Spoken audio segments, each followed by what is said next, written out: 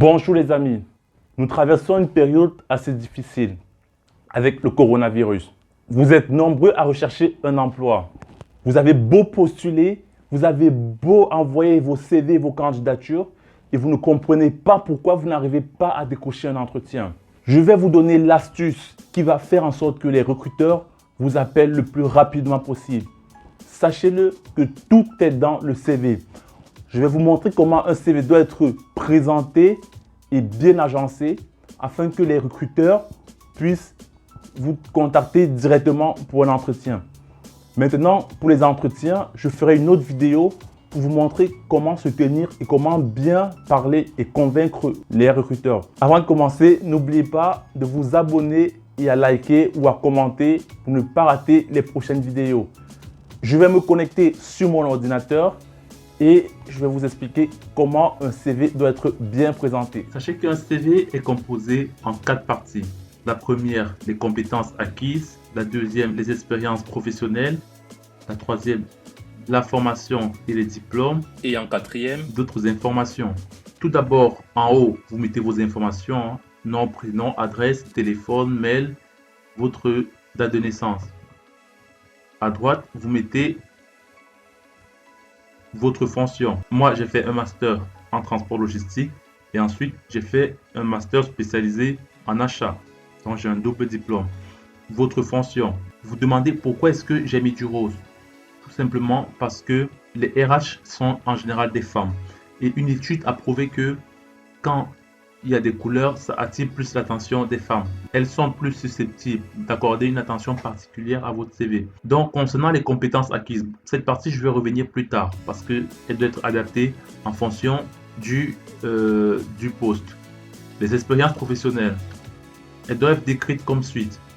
La période, le nom du poste, le type de contrat et le nom de l'entreprise. Je répète, période, nom du poste, type de contrat et entreprise. Tout en bas, vous décrivez quelques missions que vous avez eu à faire. Donc, en expérience professionnelle, vous listez toutes les entreprises que vous avez eu à faire, à parcourir en suivant la même trame. Si vous avez beaucoup d'entreprises, vous choisissez les 2 ou les 3 les plus récentes et vous décrivez les missions que vous avez eu à faire. Vous pouvez mettre 2 ou 3 missions, c'est suffisant. Vous voyez comment j'ai fait. Moi, j'ai mis 3 missions à chaque fois. Mise en place des KPI, gestion de services ADV, organisation des livraisons. Et si vous vous rendez compte que vous n'avez pas assez de place, vous pouvez tous, par exemple, vous voyez, moi j'ai des stages. J'ai fait des stages. J'ai fait au moins 3. J'ai eu à faire 3 stages dans 3 entreprises différentes. Je n'ai pas listé les 3 entreprises parce que il n'y avait plus de place. Donc, je les ai regroupées. Vous voyez, j'ai mis GLS, Ziegler. Il y a un autre que je n'ai pas mis. Bon, ça n'a pas trop d'importance, c'est plus les entreprises récentes qui vont attirer l'attention. Au niveau des formations et diplômes, vous mettez l'année, la période de formation bien sûr, le nom, le niveau d'études, le nom de la formation, moi c'est le MAI, et le nom de l'école, Cambridge Business School. Vous faites ça pareil, donc période, niveau d'études, nom de la formation et école. Plus bas, en 4e position, les autres informations, notamment tout ce qui est hobby, tout ce qui est activité extrascolaire ou bien extra-professionnelle. Le football, les voyages. Moi, j'ai fait par exemple Malte, Espagne, Pays-Bas. J'ai pratiqué de l'athlétisme. Et cette partie est très importante dans la mesure où, quand un recruteur va voir que vous êtes quelqu'un d'ouvert d'esprit, ça pourra le marquer positivement. En plus, s'il a eu à faire les mêmes choses que vous, par exemple, si c'est quelqu'un qui aime l'athlétisme, il va trouver des points en commun avec vous. Ça va vraiment l'inciter à prêter attention à votre CV. Au niveau des compétences acquises, vous prenez une offre d'emploi.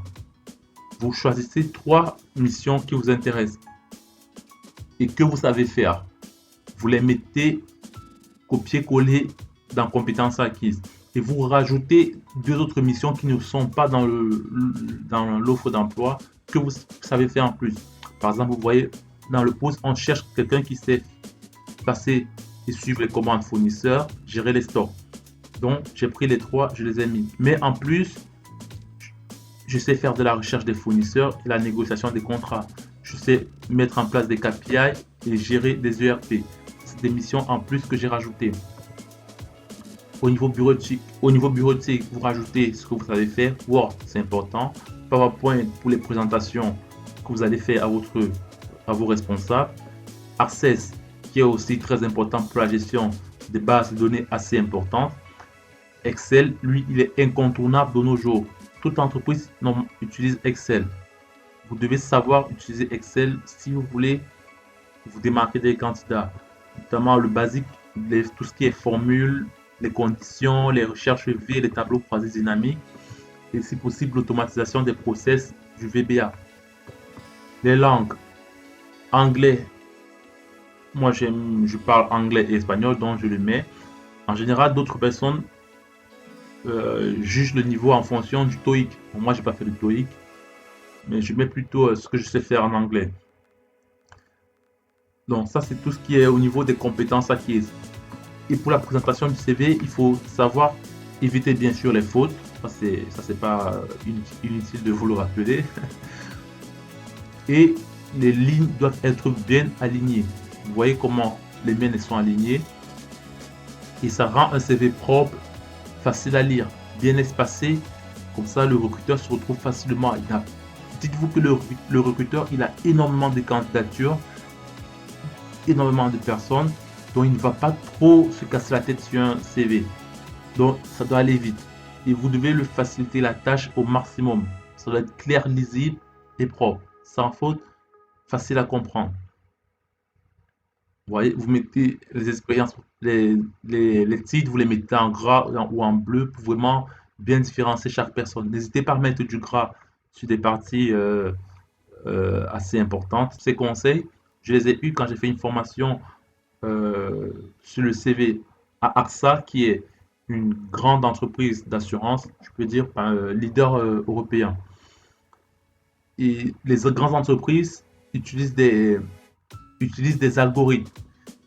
Et si les algorithmes ne reconnaissent pas des termes clés entre votre CV et l'offre d'emploi, votre CV sera généralement mis à la poubelle.